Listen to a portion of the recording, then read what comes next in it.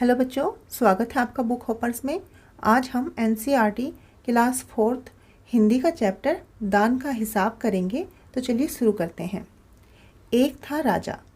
राजा जी लकदक कपड़े पहनकर यूँ तो हजारों रुपए खर्च कर देते थे, पर दान के वक्त उनकी मुट्ठी बंद हो जाती थी। तो यहाँ पे बात हो रही है एक राजा की।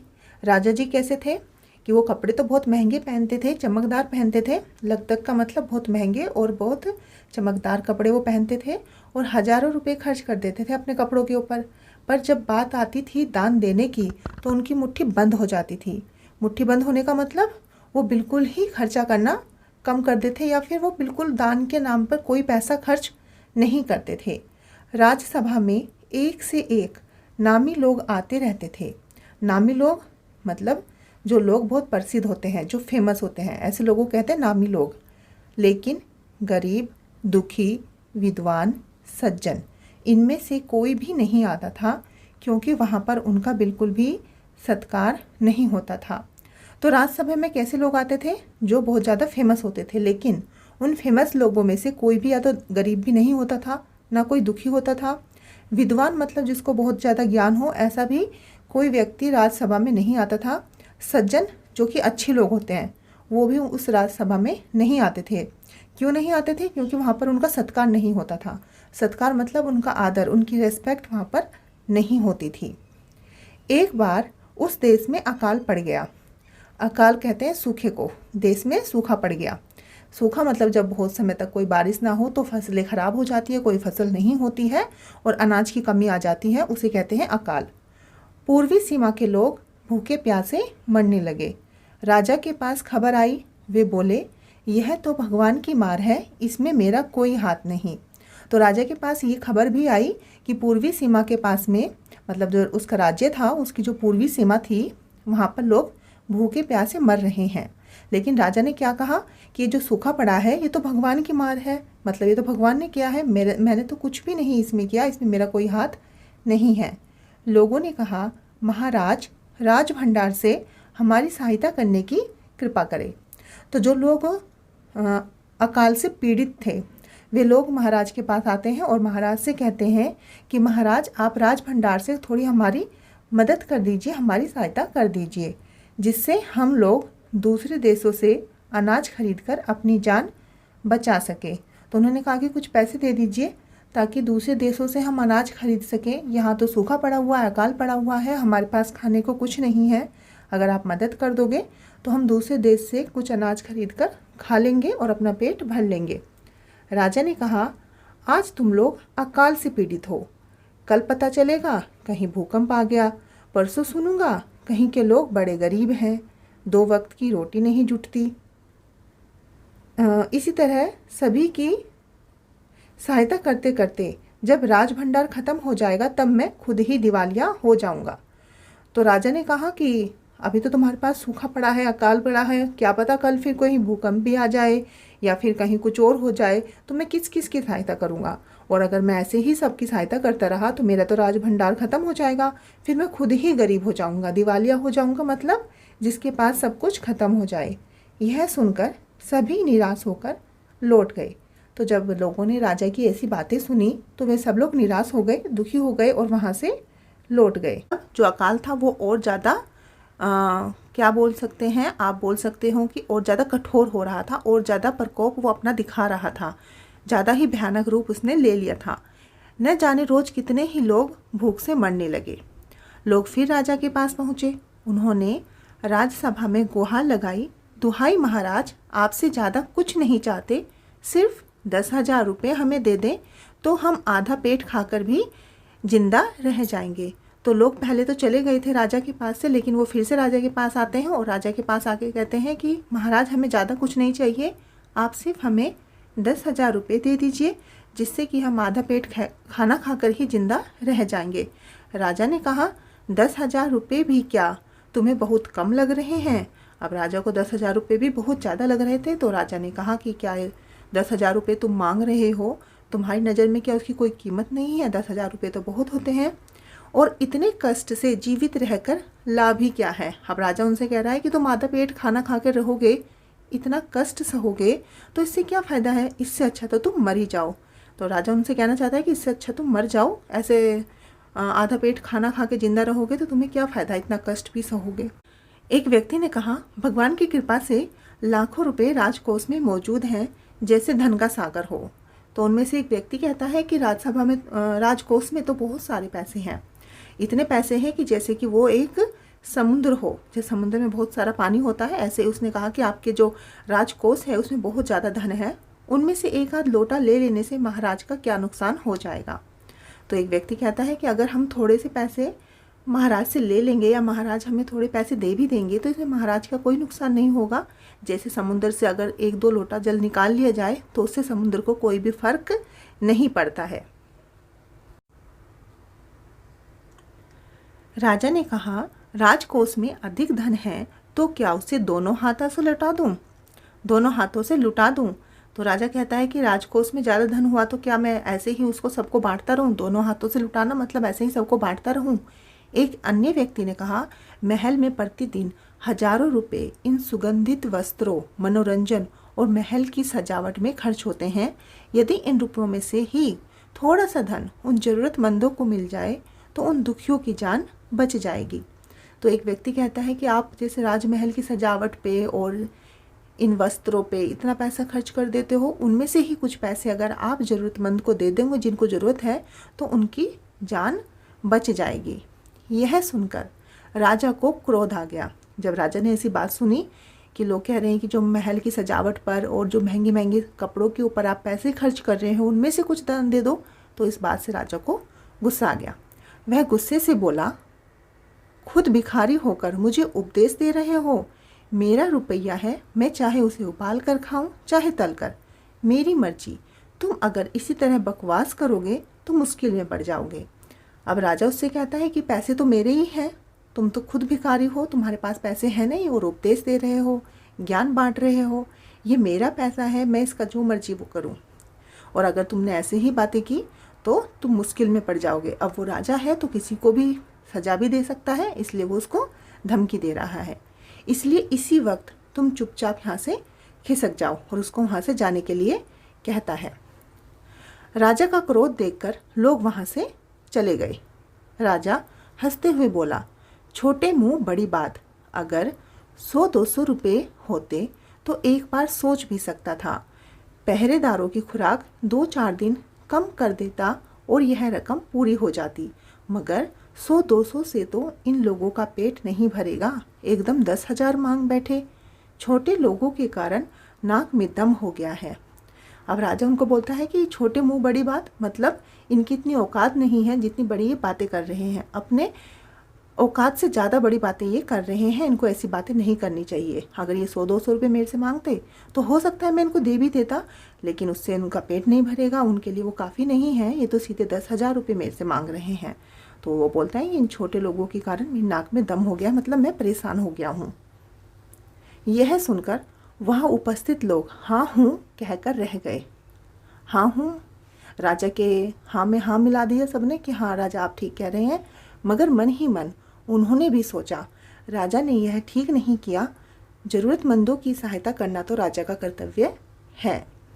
तो वहाँ के लोग जो राजसभा में मौजूद थे, राजा की बात सुनकर उन्होंने हाँ हूँ तो की, लेकिन ये बात तो उन्हें भी पता थी कि राजा को ज़रूरतमंदों की सहायता करनी चाहिए। राजा का तो यही कर्तव्य होता है कि अगर कोई उसके राज्य में दुखी है तो राजा उनकी मदद करे। 2 दिन बाद न जाने कहाँ से एक बूढ़ा सन्यासी राजसभा में आया।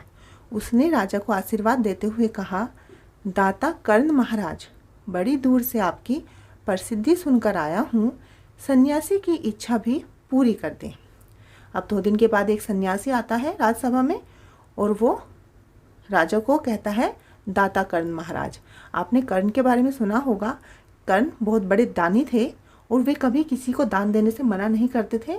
उनसे कोई भी कुछ भी दान मांगता था तो वे अवश्य ही उस चीज़ को दान कर देते थे।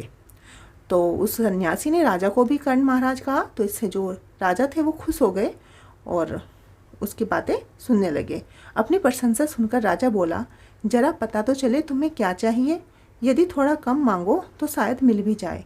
अब राजा सन्यासी की बात सुनकर खुश तो हुआ, लेकिन बोलता है कि चलो बताओ तुम्हें क्या चाहिए, अगर कम चीज़ मांगोगे तो मैं तुम्हें दे दूंगा। सन्यासी ने कहा, मैं तो सन्यासी हूँ, मैं अधिक धन का क्या करूँगा? मैं राजकोष से 20 दिन तक बहुत मामूली भिक्षा प्रतिदिन लेना चाहता हूँ। अब सन्यासी राजा से कहता है कि मुझको ज़्यादा धन तो नहीं चाहिए, मुझे बस 20 दिन तक थोड़ी सी भिक्षा आपके राजकोष से चाहिए प्रतिदिन। मेरा भिक्षा लेने का नियम इस प्रकार है, मैं पहले दिन जो लेता हूँ दूसरे दिन उसका दुगना, फिर तीसरे दिन उसका दुगना, फिर चौथे दिन तीसरे दिन का दुगना। तो उसने सन्यासी ने राजा को बताया कि मान लो कि अगर पहले दिन मैं 1 सिक्का लूँगा तो अगले दिन 2 लूँगा, उसके बाद फिर मैं 4 सिक्के लूँगा, उसके बाद 4 के मैं फिर 8 सिक्के लूँगा। तो इस तरह से सन्यासी ने अपने भिक्षा लेने का तरीका राजा को समझाया कि पहले दिन जो लूँगा उससे दुगना अगले दिन मैं लूँगा। इसी तरह से प्रतिदिन दुगना लेता जाता हूँ, भिक्षा लेने का मेरा यही तरीका है। तो ये बात सन्यासी ने राजा को समझा दी। राजा बोला, तरीका तो समझ गया, मगर पहले दिन कितना लोगे, यही असली बात है। 2-4 रुपयों से पेट भर जाए तो अच्छी बात है, मगर एकदम से 20-50 मांगेंगे तब तो 20-50 दिन में, मतलब 20 दिन में काफ़ी बड़ी रकम हो जाएगी। अब राजा सन्यासी से कहता है कि मुझे समझ में तो आ गया आप भिक्षा कैसे लेते हैं, लेकिन आप भिक्षा लोगे कितनी, पहले दिन कितनी लोगे, यही बड़ी बात है। अगर आप 1-2 रुपया लोगे तो ठीक है, लेकिन अगर आपने ऐसा सोचा कि पहले दिन ही मुझे 20 रुपये चाहिए, 50 रुपये चाहिए, तब तो मुश्किल हो जाएगी, क्योंकि 20 दिन तक फिर पैसे बहुत ज़्यादा हो जाएंगे। तो सन्यासी हंसते हुए बोलता है, महाराज मैं लोभी नहीं हूँ, लोभी मतलब मैं लालची नहीं हूँ, आज मुझे 1 रुपया दीजिए, फिर 20 दिन तक दुगने करके देते रहने का हुक्म दे दीजिए। तो सन्यासी राजा से कहते हैं कि आज 1 रुपया दीजिए और इसी तरीके से रोज़ मुझको उनके डबल देते रहने का आप हुक्म दे दीजिए। आज 1 लूँगा, कल 2, फिर 4, फिर 8, इस तरीके से। यह सुनकर राजा, मंत्री और दरबारी सभी की जान में जान आई। जान में जान आई मतलब सभी चैन की सांस उन्होंने ली, उनको सबको थोड़ी सी राहत महसूस हुई। राजा ने हुक्म दे दिया कि सन्यासी के कहे अनुसार 20 दिन तक राजकोष से उन्हें भिक्षा दी जाती रहे। तो इस बात को सुनकर राजा ने भी हुक्म दे दिया कि अगले 20 दिन तक सन्यासी को भिक्षा दी जाए, पहले दिन जितनी उससे अगले दिन दुगनी, फिर उससे अगले दिन उससे दुगनी। सन्यासी राजा की जय जयकार करते हुए घर लौट गए। राजा के आदेश अनुसार राजभंडारी प्रतिदिन हिसाब करके सन्यासी को भिक्षा देने लगा। अब जैसे राजा ने आदेश दिया था उसी हिसाब से राजभंडारी जो होता है वो रोज उस सन्यासी को भिक्षा उसी हिसाब से देने लगा। इस तरह 2 दिन बीत गए, 10 दिन बीत गए। 2 सप्ताह तक भिक्षा देने के बाद भंडारी ने हिसाब करके देखा कि दान में काफ़ी धन निकला जा रहा है। तो ऐसे जब दिन बीतते गए तो 2 हफ्ते के बाद भंडारी को जब हिसाब लगाया तो उसने देखा कि ऐसे तो बहुत ज़्यादा धन जा रहा है। यह देखकर उन्हें उलझन महसूस होने लगी, मतलब वो परेशान होने लगे। महाराज तो कभी किसी को इतना दान नहीं देते थे। उसने यह बात मंत्री को बताई। अब जो भंडारी था, राज भंडारी था, जब उसने हिसाब लगाया 2 हफ्ते भिक्षा देने के बाद कि ये तो काफ़ी धन जा रहा है, तब उसने ये बात मंत्री को बताई। मंत्री ने कुछ सोचते हुए कहा, वाकई यह बात तो पहले ध्यान में ही नहीं आई थी, मगर अब कोई उपाय भी नहीं है, महाराज का हुक्म बदला नहीं जा सकता। अब मंत्री को जब बताई तो मंत्री को थोड़ी चिंता हुई, लेकिन मंत्री ने कहा कि अब तो कुछ नहीं हो सकता, ये तो महाराज का हुक्म है, महाराज ने आदेश दिया है, तो अब तो ऐसे ही भिक्षा देनी होगी। इसके बाद फिर कुछ दिन बीते, तो इस बात के बाद फिर थोड़े दिन और बीते। भंडारी फिर हड़बड़ाता हुआ मंत्री के पास पूरा हिसाब लेकर आ गया। तो कुछ दिनों के बाद फिर से भंडारी जो है वो मंत्री के पास आता है पूरा हिसाब लेकर। हिसाब देखकर मंत्री का चेहरा फीका पड़ गया। वह अपना पसीना पोंछकर, सिर खुजलाकर, दाढ़ी में हाथ फेरते हुए बोला, अरे क्या कह रहे हो, अभी से इतना धन चला गया, तो फिर 20 दिनों के अंत में कितने रुपए होंगे। तो जब हिसाब देखा मंत्री ने तो मंत्री को भी चक्कर आ गए इस बात से, उनका चेहरा पीला पड़ गया। उन्होंने भी अपना पसीना पोंछा, सिर खुजलाया और फिर उन्होंने कहा कि अरे अभी से इतना धन चला गया, इस तरह तो बहुत धन चला जाएगा, 20 दिनों के अंत का कितना हो जाएगा, 20 दिनों में ये धन कितना हो जाएगा ऐसे डबल होते होते। भंडारी बोला, जी पूरा हिसाब तो नहीं किया है, तो मंत्री ने कहा तो तुरंत बैठकर अभी पूरा हिसाब करो। अब मंत्री को भी चिंता हुई। मंत्री ने पूछा कि कितना हो जाएगा 20 दिनों में। तो भंडारी बोलता है कि अभी मैंने पूरा हिसाब नहीं लगाया है। तो मंत्री उससे कहता है कि अभी बैठो और अभी के अभी पूरा हिसाब करके मुझे बताओ। भंडारी हिसाब करने बैठ गया। मंत्री वहाँ से अपने माथे पर बर्फ़ की पट्टी लगाकर तेज़ी से पंखा झलवाने लगे। अब भंडारी तो हिसाब करने लगा, लेकिन मंत्री जी तो बहुत परेशान थे, उनको पसीना भी आने लगा। तो इसलिए उन्होंने क्या किया, अपने माथे पर बर्फ़ की पट्टी लगाई और पंखा झलवाने लगे। कुछ ही देर में भंडारी ने पूरा हिसाब कर लिया। मंत्री ने पूछा कुल मिलाकर कितना पैसा हुआ। भंडारी ने हाथ जोड़कर कहा जी 10,48,575 रुपये। अब जब पूरा हिसाब जोड़ा 20 दिन का कि 20 दिन में कितने पैसे हो जाएंगे, तो पूरा हिसाब आया 10,48,575 रुपये। मंत्री गुस्से से बोला मजाक कर रहे हो? यदि सन्यासी को इतने रुपए दिए तब तो राजकोष खाली ही हो जाएगा। अब इतना हिसाब देखकर तो मंत्री जी का भी सर चकरा गया। वे भंडारी से बोले कि क्या आप मजाक कर रहे हैं? अगर हमने इतना पैसा उसको दे दिया सन्यासी को, फिर तो हमारा जो राजभंडार है वो तो पूरा का पूरा ही खाली हो जाएगा। भंडारी ने कहा मजाक क्यों करूँगा, आप ही हिसाब देख लीजिए।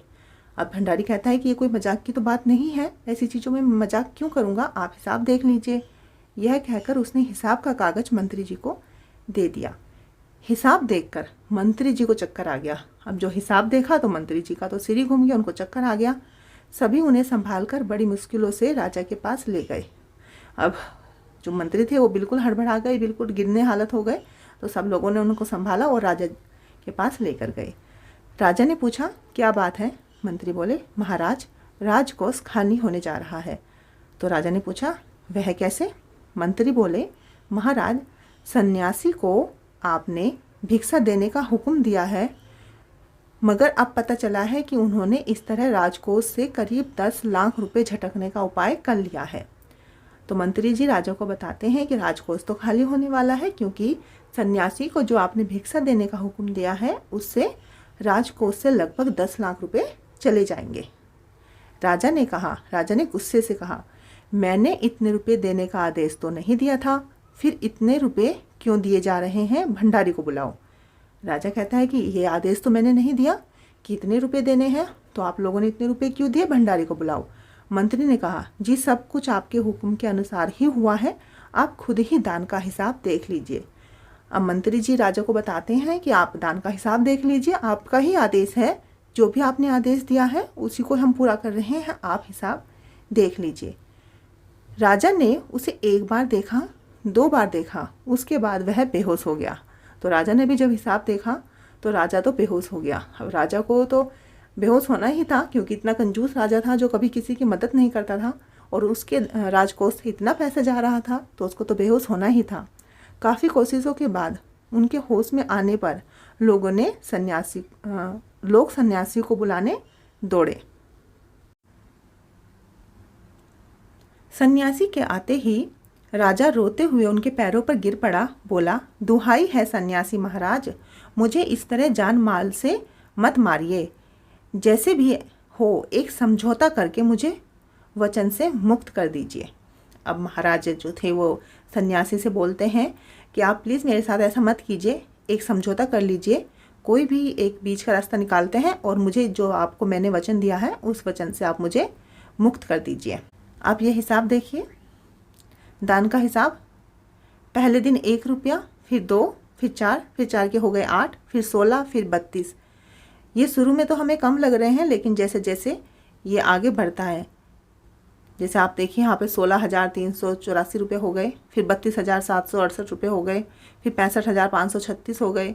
जैसे जैसे जो दान की रकम है वो बढ़ती है तो जो उसका डबल है वो भी बढ़ जाता है। तो इस तरह से जब आखिर में सबका टोटल किया तो टोटल हो गए 10,48,575 रुपये। तो ये है दान का हिसाब।